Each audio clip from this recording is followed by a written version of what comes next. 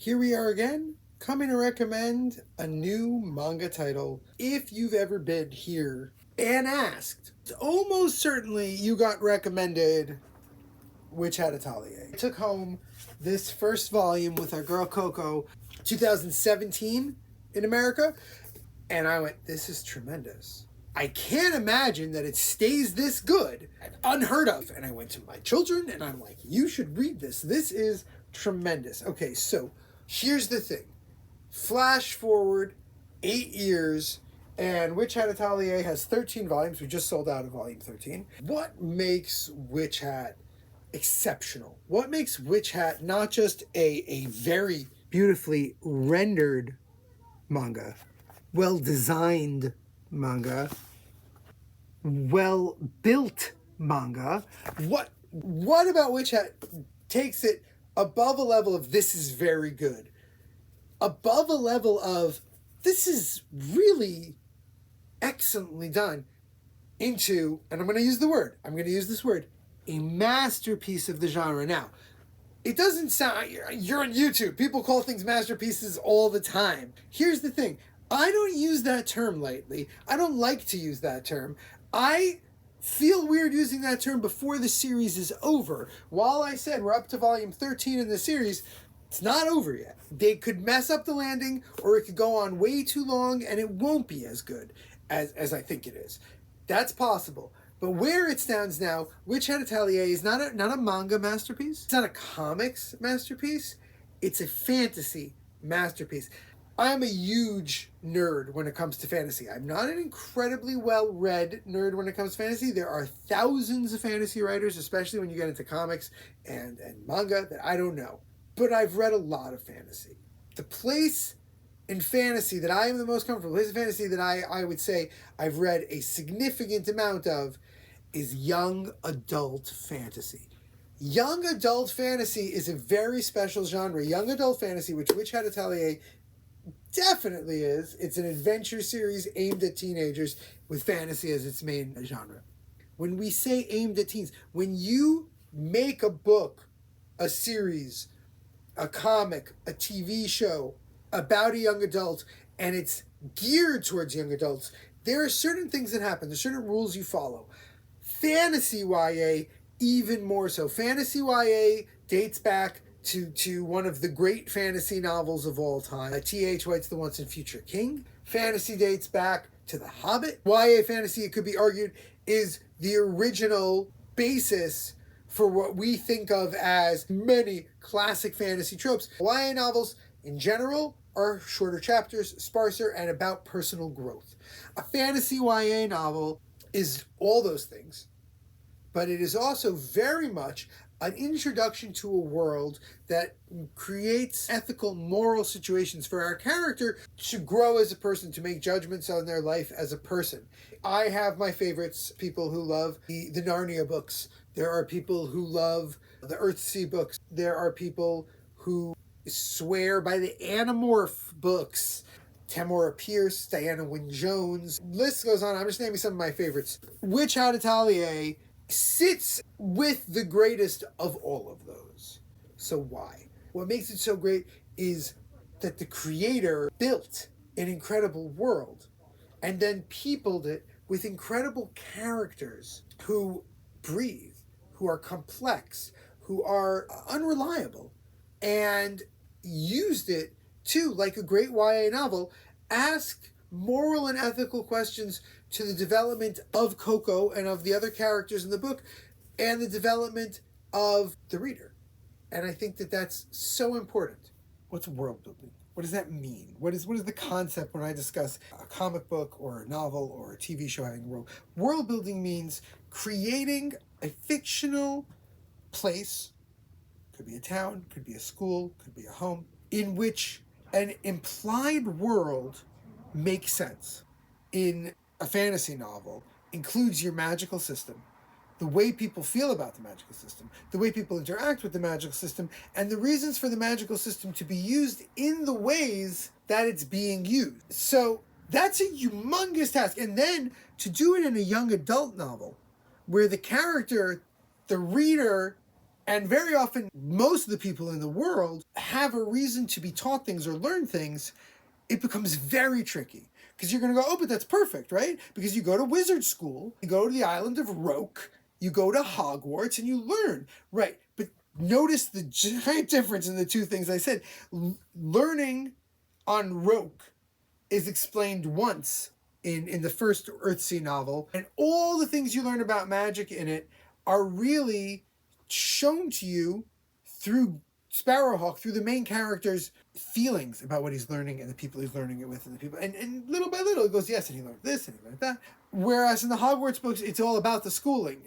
Things happen in the schooling, but it's going to the school, it's being at the school that is the story. So when you're making a fantasy novel, you can't just decide these things, but you have to decide how you're presenting them, where you're presenting them, what you're doing when you present them, and which hat Atelier. An Atelier is a school that you live with your teachers. Our plot is the main character, Coco, discovers how to do magic accidentally, does something terrible with that magic, and now must be raised in the magical school. The big issue is that Coco is the first person not of the magical world to learn how to use magic in a very long time. The hat that she's wearing denotes the school she's in. The hats matter. There are wizards who wear this kind of hat, and the wizards who wear that kind of hat, or wear that kind of, and they all teach differently and have different things that they focus on that they teach.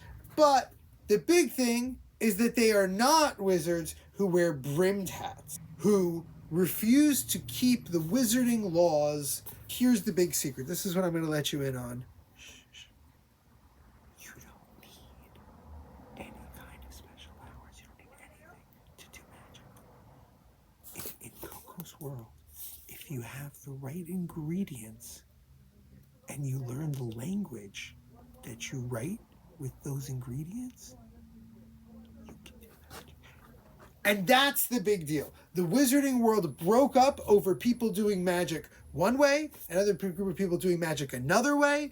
And for 150, 200, 300 years, I don't remember the exact number, the average person, the sort of person Coco is, has thought that magic is this super secret thing that only wizards can do. So much so that certain wizarding families, children kind of think only wizards can do it, but eventually as they get older, they learn, oh, of course not. Coco, being an outsider, which is a classic YA fantasy trope, brings a new perspective in on the magic, on how to use the magic, and it changes her Master Quiffery's thoughts about the isolationist rules of magic. And this is where the book gets interesting. Throughout the volumes of the book, this discussion over what is lost in the secrets, right? What is lost by not letting people know how to do magic versus what is gained is constantly debated, both on the page, through the actions, and if the reader thinks about it,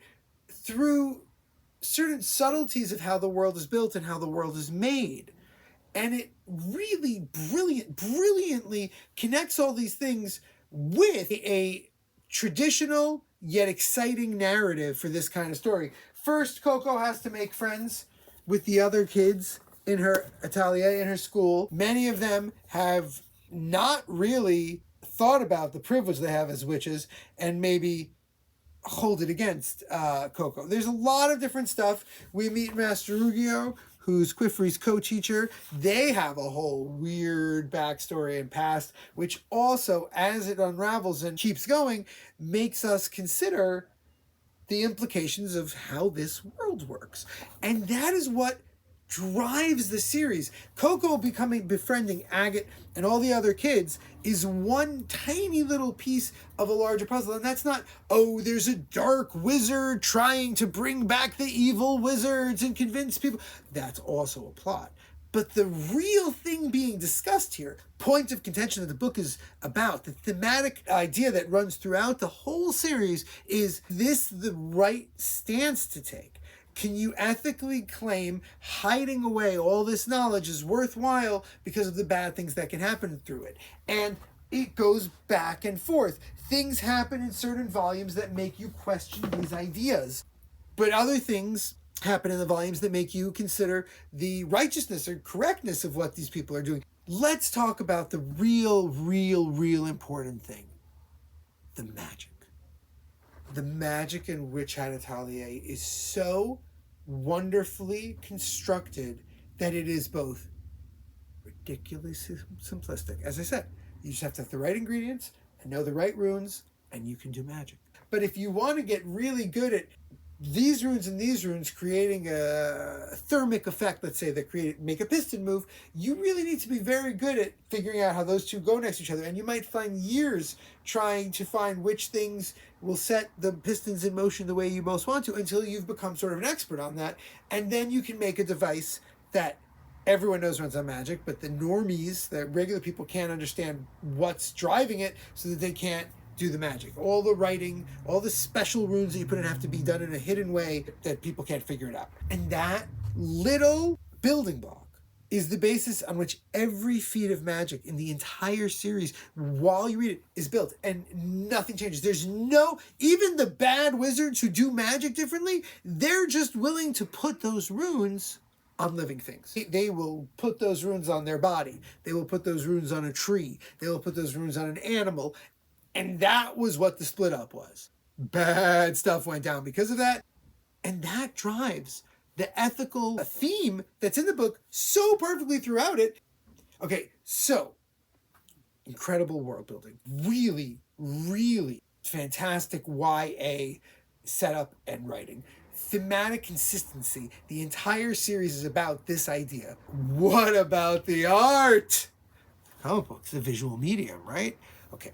Witch Hat Atelier is about to get an anime, constantly getting compared to Miyazaki, constantly getting called this gorgeous, just beautiful, brilliantly designed thing. But here's the thing. The manga, always better. Look at this little frontispiece. You're not getting that in an anime. Every little bit of texture and brushwork, so thoughtfully done. This is really one of the things that I think manga, since it has been grayscale for so long, excels at. Really learn how to use their line weight so differently for so many different things. These rocks and these water are drawn by the same person. Well, probably. But what makes Witch Hat, what makes any great comic book, we looked at this page already, is layout. Is where your panels are, how your panels are, where your vanishing points are, what's drawing the eye of the reader. And where Witch Hat excels is that Witch Hat is not afraid to break up the page. They will just do tons of panels to give us a great facial expression, to move in and out on details that a lot of other manga, because either they're trying to go high art, big art, really get people interested, or because they're trying to save some of the work for the assistants and inking and all the stuff, for whatever reason, does not do often. Witch Hat uses its panels and fully fills them in, really makes them part of the story far better than most other things coming out. Witch Hat's art is, like the magic in it, consistent. Every time you meet a new kind of wizard and a new kind of outfit, they always make sense. Whenever you see the crazed designs that exist within a specific place or a person, you then eventually see a wider world made to make sense and be consistent. But again, the real star of the show is the moving, just really tremendous flow. Take the words away. You know where you're going. You know what you're following. You know how the story goes. You know exactly, not because the art is so consistent, but because the paneling is so precise. And that is something that, again, makes Witch Hat. It's all these little links in the chain that create a manga that is just next level. Now, here's where it gets tricky. As I said, Witch Hat's going to be an anime. When the anime comes out, I have no idea if it's going to be as good as the manga. It almost never is. But feel free to throw in your comments. Anime is as good as the manga. Put it out there. I tried before I did this. I thought maybe I wanted to bring in Akira, but there's so much story in Akira that you don't get in the movie. What is going to happen is people are going to have favorites. They're going to have moments and parts of the story that really hit for them, and they're going to want to see that in the manga. And it's not the same. The lack of animation is a huge thing in manga, and specifically when you look at something that is paneled so precisely, something that is trying, they will make different decisions in the animation. They'll have to. You can't move from this to this in an animation and it be smooth. You can't just move the camera like that. You can't flip the camera, whatever it is.